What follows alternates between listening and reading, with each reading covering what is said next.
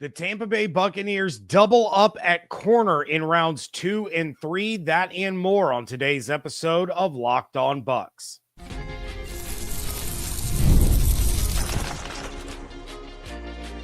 You are Locked On Buccaneers, your daily Tampa Bay Buccaneers podcast. Part of the Locked On Podcast Network, your team every day. What's up, and welcome into this episode of Locked On Bucs, your daily podcast covering the Tampa Bay Buccaneers, part of the Locked On Podcast Network, your team every day. I want to thank you for making Locked On Bucs your first listener view every day. Don't forget you can subscribe or follow for free on YouTube or wherever you get your podcasts. And of course, you can follow along on Twitter. I am James Yarcho at JYarcho_Bucs, credentialed member of the media covering your Tampa Bay Buccaneers, here with you every Monday through Friday, along with the everydayers. And for that, I want to share my appreciation for your continued support of the show. One of the ways you can support the show is become a Locked On Bucs insider. You're going to get news, rumors, updates, general thoughts, one-on-one conversations with me via text message. Go to joinsubtext.com/LockedOnBucs or click the link in the show notes to become an insider today. This episode is brought to you by LinkedIn Jobs. LinkedIn Jobs helps you find the qualified candidates you want to talk to faster. Post your job for free at linkedin.com/LockedOnNFL. Terms and conditions apply. The Tampa Bay Buccaneers addressed the secondary with not one, but two selections at cornerback on day 2. They take my guy, Benjamin Morrison, at pick 53, and then Kansas State cornerback Jacob Parrish at pick 84. We're going to talk more about Parish coming up in a little bit, but let's start with Morrison, the second-round pick. Now, first off, if you haven't seen the video that Notre Dame football tweeted out of Morrison getting the call from the Bucs, go watch it. I retweeted it. You can find it on my account.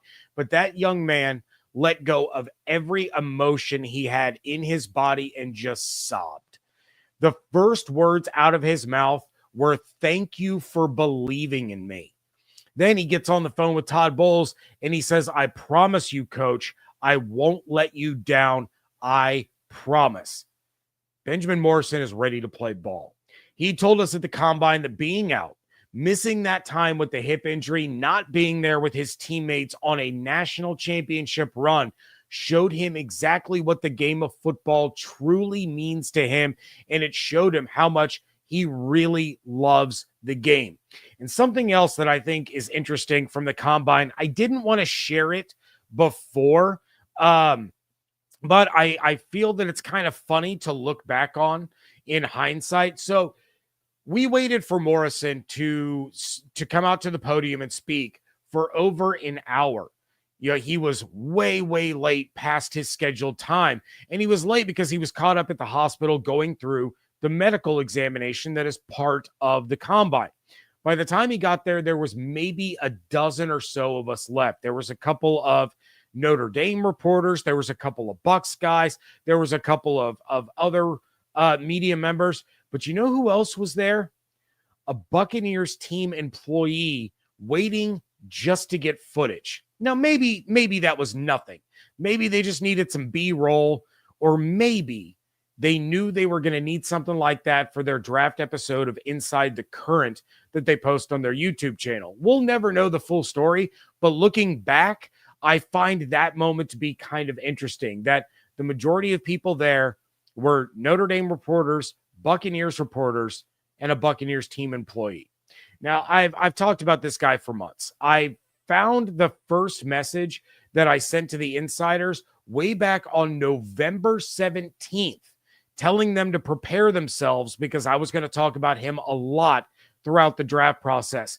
So there's not much more that I can say that I haven't already. 9 interceptions, 18 pass breakups, a 44.1 passer rating allowed over the course of his career, a 45% completion rate when targeted. He told the Bucs media that when the ball is in the air, it's his. That's his mentality and how he approaches the game. So he has that ball hawk gene that the Bucs needed to add. He addressed his hip surgery with the media, saying that they held off on the surgery until his growth plates closed. And then he went on to mention that, quote, Ed Reed, Brett Favre, some of the best that ever played the game, had this injury, and no one was talking about that when they got their gold jackets, end quote. He's great no matter the coverage. Man, zone, whatever you need, he can do. He can blitz off the edge, which we know Todd likes to do on occasion. Sometimes he does it with a safety. Sometimes he does it with a corner. He is projected as an outside corner, and I'm telling you all right now, if he looks like he did pre-injury when he reaches training camp, Jamel Dean is in trouble. I talked about it going back to when the Bucs were still playing, when the 2024 season was still happening, that I felt that Jamel Dean was going to be a cap casualty. That's not out of the question. Still, it's going to take a quick mastery of the playbook, but Morrison is going to be your starting outside corner sooner than later. And just like Ibuka, he's a leader and a captain at one of the most prestigious programs in the country. He's extremely intelligent, that high football IQ that I've talked about over and over with the linebackers and the corners that is a prerequisite to play in Todd Bowles' system. I'm not going to say anything bad about this pick because it's a freaking steal. Morrison was a consensus top 20 pick in the draft before this injury sidelined him for the rest of 2024. My only question is whether or not he's aware of the fact that he's going to have to change his number from college because number 20 on the Buccaneers isn't available to anyone ever. Going to jump into the live chat here. We got Matt in the chat saying, let Jason cook, baby. Absolutely. I said it on yesterday's reaction show to the selection of Emeka Egbuka. Let's get through day 2. Let's see what else the Bucs are able to do after that pick. And if I had told you coming into this live show that out of the first 3 picks, the Bucs had 2 players in the secondary and a wide receiver, everyone would have been fine with it. Probably a couple of detractors saying they should have gone edge rusher here or linebacker there. But by and large, fans would have been like, all right, okay, I see it. Sean in the chat says, been watching Morrison for the past few years. So glad the Bucs picked him up. He is a ball hawk. Absolutely. I said it on my network spot that he's part of a ball hawking fighting Irish secondary, and he's going to bring that to the Buccaneers that they desperately need. Demon Hunter says, let's be 100. Everyone knows that Benjamin is way better than Jamel. It's not even close. Jamel's a good corner. I'm not going to badmouth him. He has some bad plays here and there. The big thing with Jamel is the amount of money he makes compared to his availability.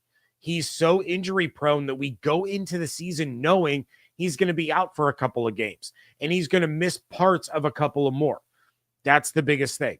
Now, is that fully alleviated with the addition of Benjamin Morrison? No, because of the hip injury. But again, Hall of Fame players have had this same injury. He should be fine after the surgery. He showed he was fine at his individual workout when he was fluid. He was able to turn his hips the way a cornerback needs to be able to turn. So I'm not overly concerned, but you still have to remember it in the back of your mind that it is possible that he doesn't return quite to the player that he was in 2023. Christopher Cole said, some fans wanted Xavier Watt. I still wanted Xavier Watt. It's really, really unfortunate that the Falcons traded into the back end of the third and got Xavier Watt. So not only do the Bucs not have him, but now they have to face him twice a year. That's going to be a tough task. Dan says, can still get linebacker and edge, and it's a pretty deep class. Dan, I'm glad you brought that up because I will bring up some day 3 targets later on in the show. But what about the other corner that they brought in? That is coming up next on today's episode of Locked On Bucs, part of the Locked On Podcast Network, your team every day. Small business owner, your work doesn't end when the clock hits 5. Your business is always on your mind, which means when it's time to hire, you need a partner that works just as hard as you do. That's where LinkedIn Jobs comes in. When you clock out, LinkedIn clocks in. LinkedIn makes it easy to post your job for free, share it with your network, and get qualified candidates all in one place. LinkedIn's new feature can help you write job descriptions and then quickly get your job in front of the right people with deep candidate insights. I apologize.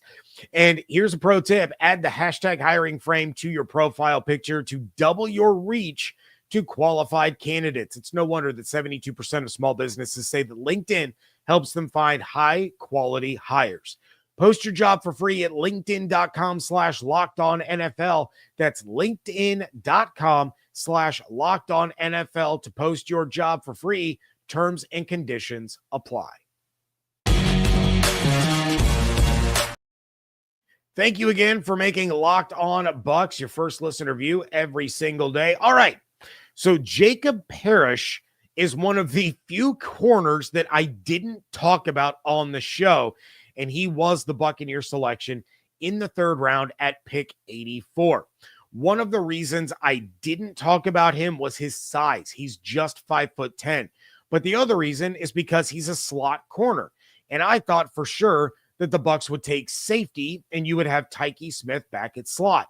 Instead, the talk of Tykee moving back to safety is very real and very apparent. So you are going to have Parish competing with or backing up Christian Izien. 5 career interceptions, with 4 of them coming in 2023. He's much better in zone than he is in man, but when he has the opportunity to be a press man on the inside, he can excel. He does struggle on the outside compared to lining up at the nickel spot, but an 8.82 RAS score with the knocks really only being his size and then his bench press. He's 5'10", 190 pounds, only had 12 reps on the bench press, but his explosion grade was great and his speed was elite. A 4.35 40 with a 1.5 yard, 10-yard split and a 40-inch vertical. A 5'10" corner with a 40-inch vertical. This man can climb a ladder. He's also really reliable in run defense, which is a huge bonus, and it's something that Bowles is going to look for in his corners. He was targeted 70 times in 2023, allowing 35 receptions for 522 yards and then in 2024, he was targeted 72 times, allowing 40 completions, but just 371 yards. So his tackling improved, his anticipation improved. Overall, I think I see what Light is looking for with this pick. You now have solid depth across the board at corner. On the outside, you have Zion and Dean, along with Morrison and Bryce Hall. At nickel, you have Christian Izien and Jacob Parrish. You still need depth at safety, but you have Antoine and Tykee back there. That's 8 defensive backs right there.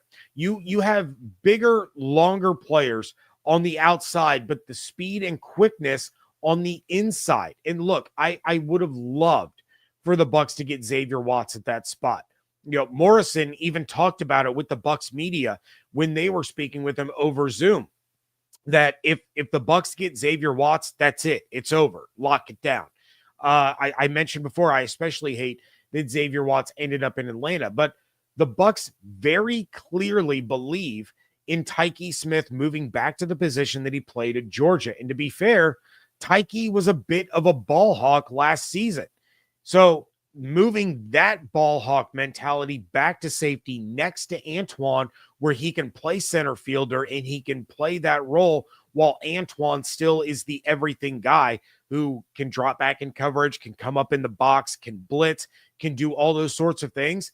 He's going to be the complement that you're kind of looking for, what they were hoping that Jordan Whitehead was going to be, what they were hoping that maybe Mike Edwards was going to be when they brought him in late in the season. So Tykee in that role, I think, does make a lot of sense. And while I expected the Bucs to draft a safety, and I would have loved for them to add Xavier Watts or Kevin Winston Jr., Winston went just a couple of picks before Parrish. But, I would have loved the addition of someone like that. The Bucs obviously feel that they already have someone like that on their roster in Tykee Smith. They just had to get some depth elsewhere in order to solidify his move to the back end of the defense, and that's where Jacob Parrish comes in. All right, going to jump into the chat again real quick. Buccaneer Bruce says Parrish is tiny and he will get blown up. I wouldn't worry about it too much, honestly. He's smaller than a prototypical Todd Bowles corner, but I wouldn't say that he's going to get blown up. That is a strong dude. He's strong, he's fast, he's built, he's that low center of gravity, that compact frame and strength that he has. I would not say that, it's obvious that he's going to get blown up. And then Buccaneer Bruce also says Morrison has some use, still didn't force any turnovers before his injury, and really didn't the previous year. Parish doesn't force turnovers and is very limited. As for Morrison, I will say this. He had 6 interceptions as a freshman. He had 3 as a sophomore. Okay, fine. But he also had more than 50% of his pass breakups as a sophomore compared, to his freshman year. And then as for last year, he didn't get a lot of opportunities. There weren't a whole lot of passes thrown his way to be able to get those turnovers. So yeah, I wouldn't worry about that either. He is going to make plays on the football, whether it's a takeaway or it's a pass breakup. Morrison is going to get his hands on the ball. Let's see. We got Tony saying we need linebackers next. And Nicholas is also pushing for another Notre Dame guy. Says, I hope they are higher on Kaiser than I think they are. I like that kid. Kaiser would be an interesting fit. I've talked about him a few times. He's that Swiss Army knife. He's a guy, he's not a true, in my opinion, at the NFL level, he's not a true inside linebacker. He is a hybrid guy. He can line up at linebacker. He can line up at slot. He can line up at safety. He can come in off the edge. He can do a lot of different things. I don't think he's the kind of player that the Bucs are going to target at linebacker just because they need someone that can be a true linebacker. Now, maybe I'm wrong about that. Maybe they love the idea of Kaiser being a versatile, everyman, because they have Anthony Walker that they signed from Miami. They, believe in Servassier Dennis. So maybe Kaiser is the kind of fit that they're looking for. I like him a lot too. I'm just not sure how his game translates to the NFL level. Chief says not getting a linebacker is criminal. There's still time, Chief. There's still time. And I'm going to go through some of the options that the Bucs have coming up on Saturday. Tony says Tykee belongs at safety. The Bucs believe so too. And maybe that's going to be where he can excel even more. I thought he did a great job in slot last year. Maybe he's going to be even better at safety this coming year. G Vegas, at this point, Levante is for sure Ring of Honor because the team tried to plan his succession and realized it was just a wasted pick. I don't fully agree with the wasted pick portion, but yeah, Levante is absolutely Ring of Honor. He's going to be a Hall of Famer. Should be a first ballot. Probably won't be, but he's going to get a gold jacket. Quick thoughts on NFC South opponents so far. I think Atlanta's having a really good draft. I hate to say that. Jalen Walker, James Pierce, Xavier Watts, they are loading up on defense because the Bucs are loaded on offense, and that's their biggest competition in the draft. Outside of that, I think the Panthers are doing a good job. I think Ted McMillan was a great pick to give Bryce Young a bona fide stud number 1 receiver. And then I like some of their defensive additions. As for New Orleans, I'm kind of meh on their class so far. I know they got a big beefy body for the defensive line that they're really excited about. Other than that, I'm pretty meh on the Saints class, but I think Atlanta and Carolina have both done some really, really good things.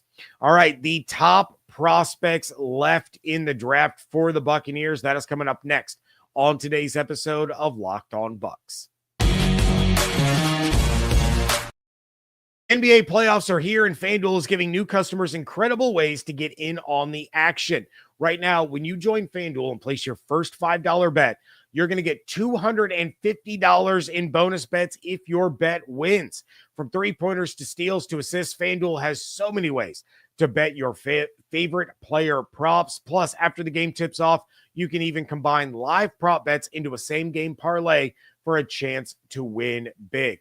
Right now, the Oklahoma City Thunder are the favorites to win the NBA Finals at plus 170, followed by the defending champion Boston Celtics at plus 200, the Cleveland Cavaliers at plus 480, and the Los Angeles Lakers at plus 2,000. I was not nearly as close on my parlay for Game 3 as I was for Game 2 in the Celtics Magic game, but there's always Game 4 to throw together another one of my famous double-digit leg parlays. But I don't want you to miss out either. Head over to FanDuel.com and claim your $250 in bonus bets today.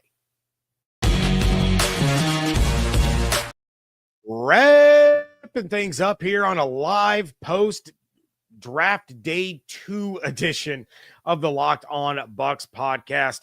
And look, let's again, everybody take a breath. Wide receiver in round 1, double up on cornerback in round 2. Who is available that can help the Buccaneers on day 3? They only have 3 picks as it stands right now. They have pick 121 in the 4th round. Then they have a 5th rounder and they have a 7th rounder. So let's stay with the defensive side of the ball and let's look at linebacker, because that seems to be the biggest concern, not just in the live chat, but on social media. The biggest concern for the Bucs right now from a fan perspective is who are they going to get at linebacker? Well, Chris Paul Jr., Jeffrey Bassa, Barrett Carter, Kobe King. I know a lot of you are high on Danny Stutzman. I'm personally not a Stutzman fan, but I know a lot of people are. Cody Simon from Ohio State. They're all still out there. You know, we talked about Chris Paul and Barrett Carter in the 3rd round. We've seen mocks where Jeffrey Bassa sneaks into the back end of the 3rd round. So just because they're still available in the 4th round doesn't mean that they're any less impactful than they would have been in the 3rd round. So if I was going to order my top 3 fits for the Bucs at linebacker on day 3, my top 3 choices are Chris Paul Jr., Barrett Carter, and then Jeffrey Bassa. So what about edge rusher? Captain Jack Sawyer, he's still out there. Braden Swinson from LSU. Kyle Kennard was talked about as a rock-solid day 2 guy. You know, Jared Ivey is still out there. At safety, if they still decide that they want some depth, Billy Bowman, Lathan Ransom, Jalen Reed, RJ Mickens. He was one of the guys that I talked about on the safeties episode earlier this week. Craig Woodson, my late round guy, Malachi Moore. They're all still out there. Let's go back to the offense. What if the Bucs want to add another weapon on offense? We talked about running back being a potential position of need. Cam Scatterbo is still out there. He was a consensus 2nd rounder. You add him with Bucky Irving, you have yourself a little remake of Warrick Dunn and Mike Allstott. We can even call him Scatterbuck if you want to, which, by the way, for those of you in the live chat right now that were in the live chat last night and you guys gave Jalen and Amika the duo nickname of Egg Mac, I told that to my son, and he has a counter proposal. He's not a fan of Egg Mac. He wants to call them McBuka. So that's the alternative that I'm going to throw out there that I might be using on this show is McBuka.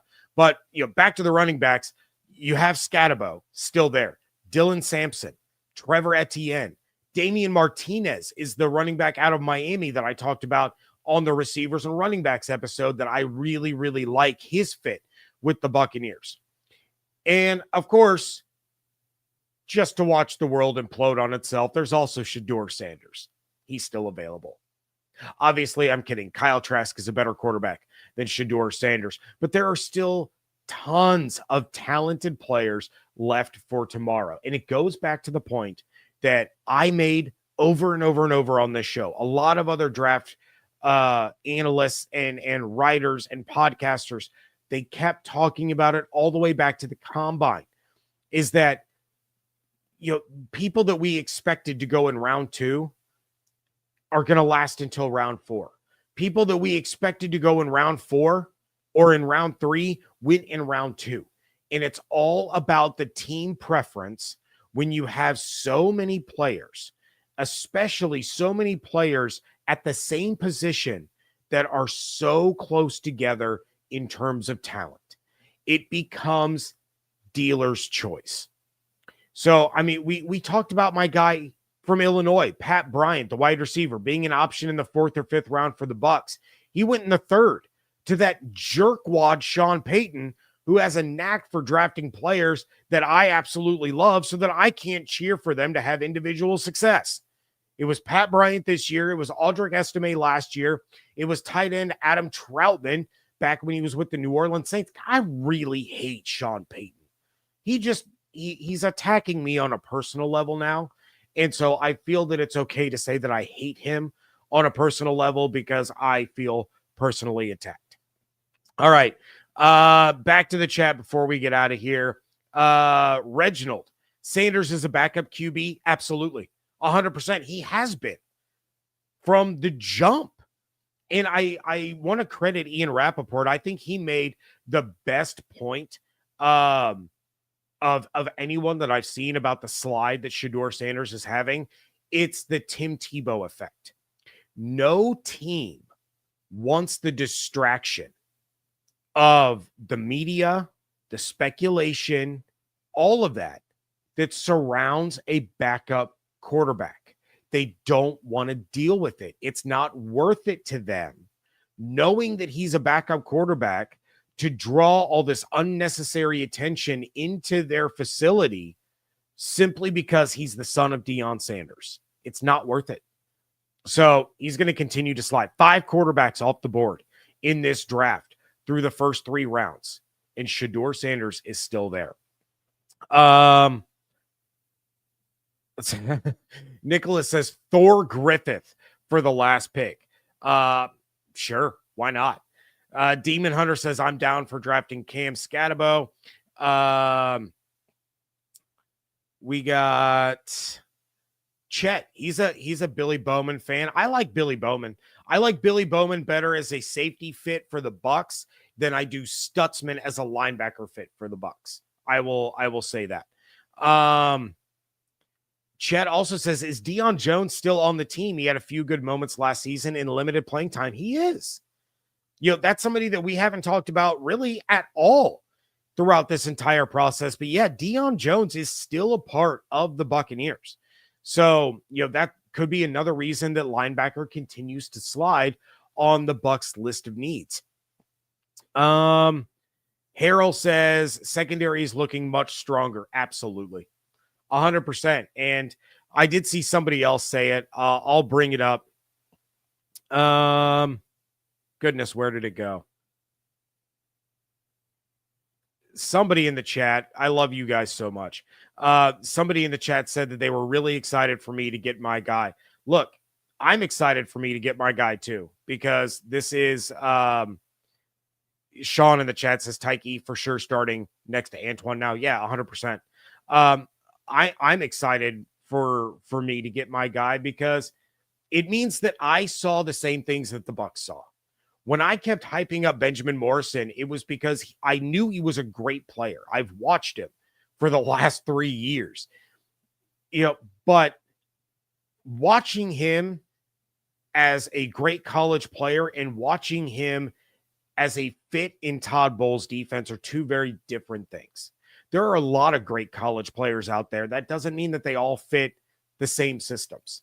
So watching him and evaluating him and looking at his traits, looking at his abilities and saying, this is the perfect fit for Todd Bowles. And then for that to be validated by Todd Bowles, going out there and picking him, that's why it's so great. I'm excited to continue to watch him each and every Sunday. I'm excited for you guys to get to watch him each and every Sunday. Dan says, I think Jack will be gone. I hope I'm wrong, though. It's unpredictable at this point. We don't know who's going to be around, who's going to go. We were talking about Xavier Watts being, a guy that could sneak into the back end of the first, being one of the first picks in the second round, and he falls all the way to compensatory picks in the third. That's why this draft is so much fun, is because of the unpredictable nature. Mad Dog, I appreciate you. I don't know if I'm magnificent, but I do appreciate you nonetheless. All right, that is going to do it for this episode. Please check out everything going on at Locked On Bucs, at @JYarcho_Bucs. I'm not going to be nearly as active on Twitter throughout day 3 of the draft, just because I have to be up in 6.5 hours, and I will be at my son's lacrosse tournament all day long. He's got 3 games that are spaced out 4 hours in between each one. So I'm not going to get to watch any of the draft. I'll follow along on my phone.